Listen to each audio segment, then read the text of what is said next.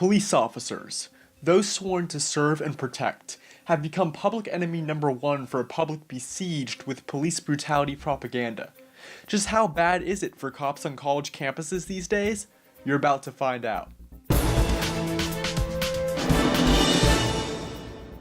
Last week, Brooklyn College told NYPD officers patrolling the area that it would prefer they use restrooms located in the school's West End building, rather than walking across either quad to use the bathroom. No big deal, right? I'm sure the restrooms are separate but equal. Except the first floor restroom in that building had an out-of-order sign on its stall door, reported the New York Post. Inside, the toilet was broken and the seat was covered in stains. Soap or paper towels were also nowhere to be found when the Post visited to check it out. According to a student, 2 out of the 3 sinks there are broken. Disgusting. I'm sure Brooklyn doesn't really think the police are pigs, but you wouldn't know it with this treatment. Anyway, I'm sure it's all just a coincidence, and that there's no, petition going around to ban the NYPD for campus entirely. One very well-conducted student said he knew students from every background and across every major. They don't feel comfortable around cops, they just don't. It makes safe spaces feel not so safe. Another student said people's first instinct is to be scared. The Brooklyn College student body president attributes the students' bad feelings to an NYPD operation on the campus a few years back to root out Islamic terrorists. One New York cop termed the students insane, saying protester culture is warping their effing minds. Another said it's not like we're invading their campus, we're only going there to use the bathroom. And if burst bladders don't stop police from doing their jobs, stand-down orders surely will. Berkeley's police had precisely that, barring it from stopping violence between Trump supporters and Antifa during multiple incidents in 2017. Hey, how come you guys are hanging back? Question for the chief of police.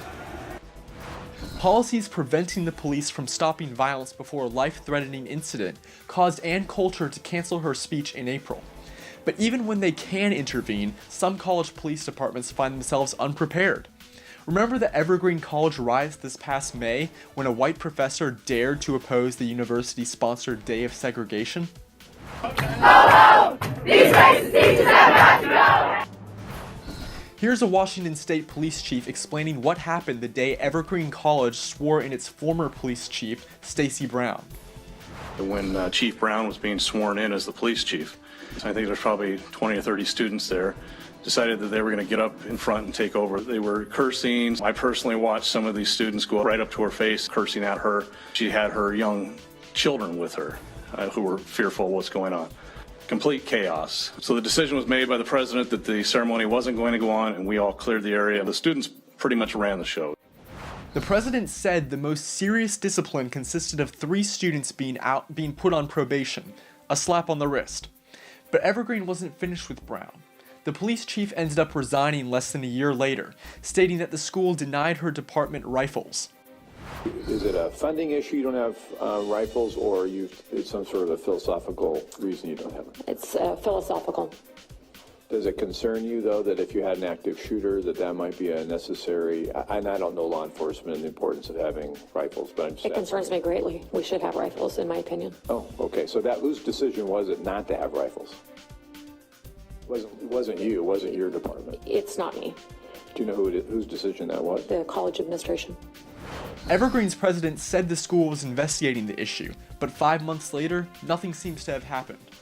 If colleges truly want security from both outside threats as well as campus criminals, they'll give security the means to do that. And a little gratitude never hurts either. For Campus Unmasked, I'm Rob Shimshock.